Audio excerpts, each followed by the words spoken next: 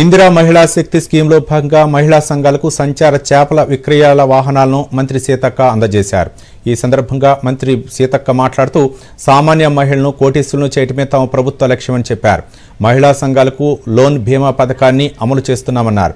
17 రకాల వ్యాపారాలతో మహిళలకు ఉపాధి కల్పిస్తున్నామని, నాణ్యత మంచి రుచితో ఆరోగ్యకరమైన చేపల వంటకాలు తయారు చేయాలని మంత్రి సూచించారు.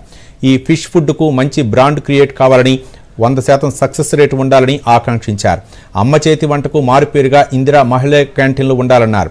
సంచార చేపల విక్రయ వాహనాల్లో వ్యాపారాలు విజయవంతం కావడంతో పాటు ఈ వ్యాపారం మండల కేంద్రాల వరకు వెళ్లాలన్నారు మంత్రి సీతక్క.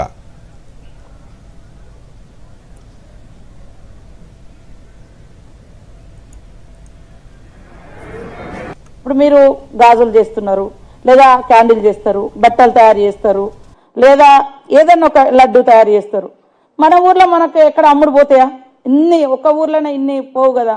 అది బయటికి కూడా మరి అమ్ముకునేందుకు విక్రయానికి షాప్స్, ఆ మందులు లేనటువంటి ఫుడ్ను కోరుకోవాలి. మీరు కూడా ఇప్పుడు ఈ చేపల విక్రయంలో కూడా మంచి న్యాచురల్గా తయారు చేయండి, టేస్ట్గా ఉండేటట్టుగా చేయండి.